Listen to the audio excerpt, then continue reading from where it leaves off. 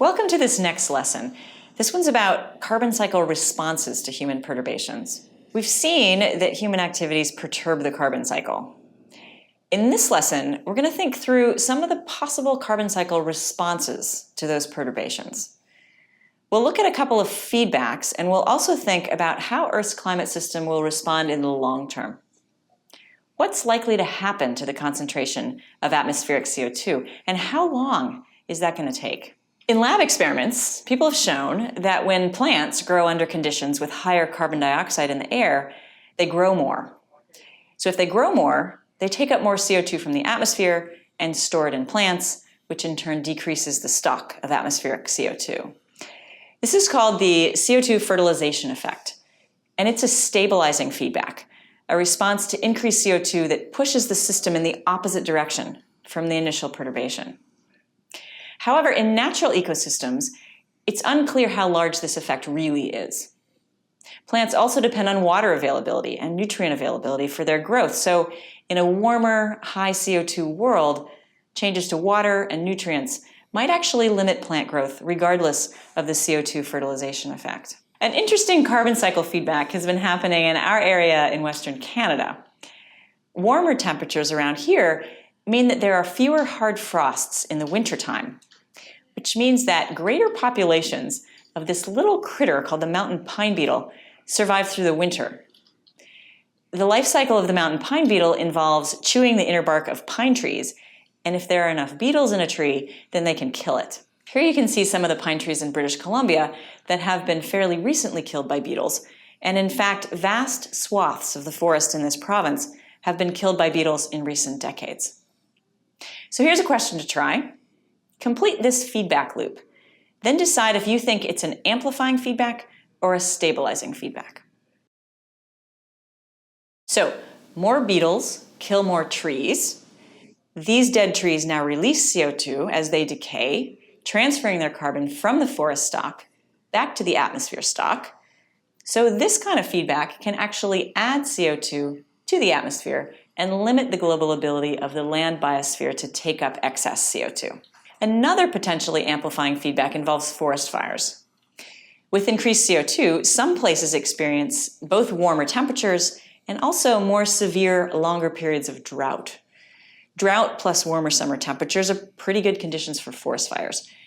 And when the forests burn, their carbon is released to the atmosphere, amplifying that perturbation. Of course, not all regions are expected to get warmer and drier, and this effect looks like it's mostly prevalent at mid-latitudes. The forest fire shown here is actually one that people deliberately set in western Alberta, partly in fact to try to slow the spread of the mountain pine beetle. So those are a few vegetation-related feedbacks in the carbon cycle, some likely responses to increased CO2 in the atmosphere. There are others, including things like soil bacteria, which are more active in warmer soils and so respire more, which releases more CO2. But this effect also depends on how wet or dry the soils are.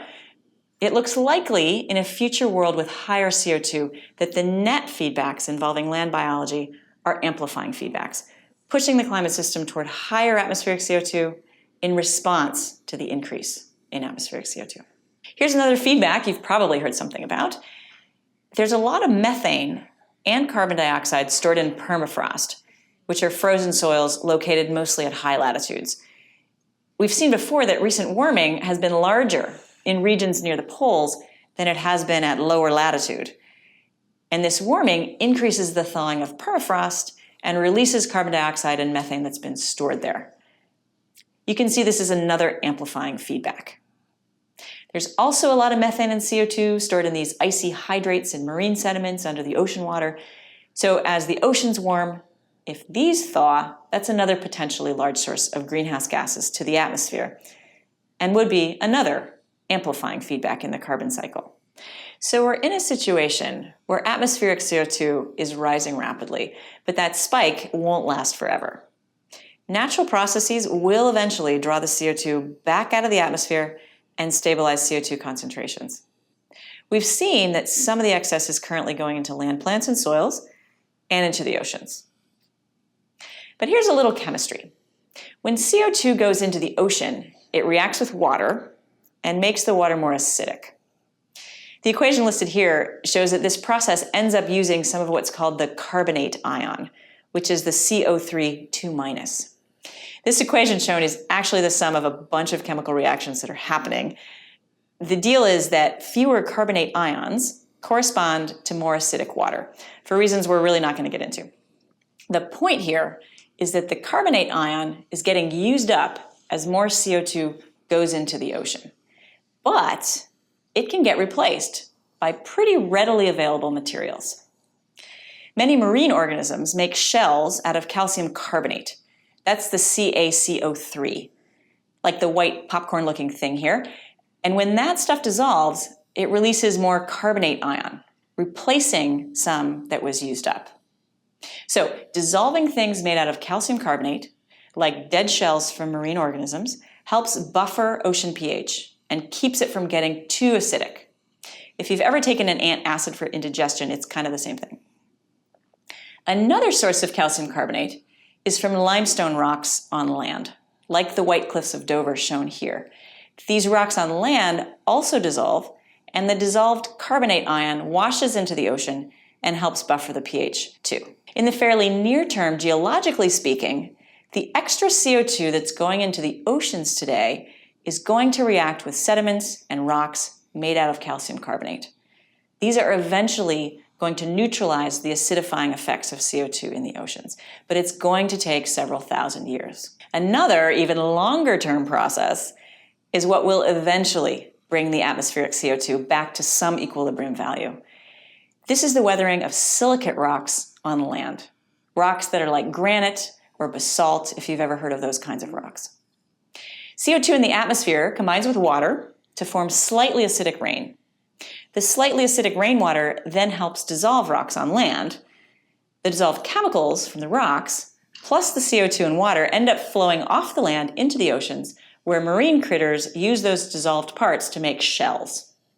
Some of these shells end up buried in sediments on the bottom of the ocean, effectively returning the carbon to longer-term storage. There's a bunch of chemistry that's not shown here, but the main point is that dissolving silicate rocks on land takes CO2 out of the atmosphere. This is a slow process. It's going to take a couple 100,000 years to draw down the current spike in atmospheric CO2. Here's an example from the past to illustrate that last point. About 55 million years ago, something happened that perturbed the carbon cycle and atmospheric CO2 increased fast. Global temperatures went up, the oceans got acidic, lots of shells of marine organisms dissolved, and a bunch of things went extinct. This event is called the Paleocene-Eocene thermal maximum, if you want to look up more information about it. What's shown here is 2 million years of data, with this event in the middle. Time runs from left to right. The blue line represents deep ocean temperature, and you can see that at about 55 million years ago, temperatures went up fast. This timing corresponds to a rapid change in carbon isotopes in the ocean. We've looked at carbon isotopes once before, and these are now plotted so that the lighter isotopic values are up on the axis.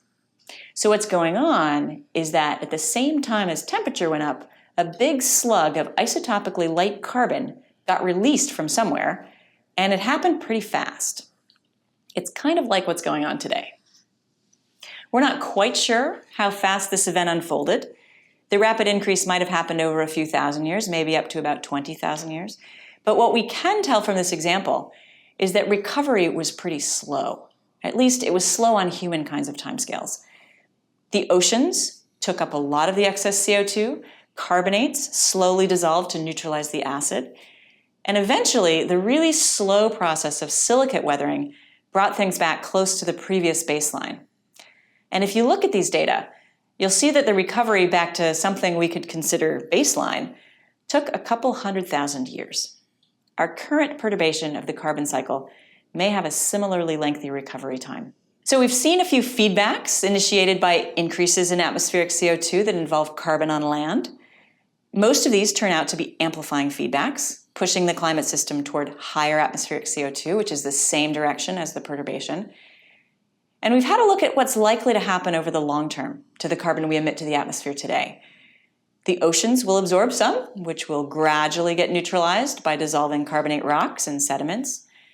And eventually, the process of weathering silicate rocks on land will draw atmospheric CO2 back to equilibrium. This carbon is going to be with us for a while, unless, of course, we start actively removing it from the atmosphere.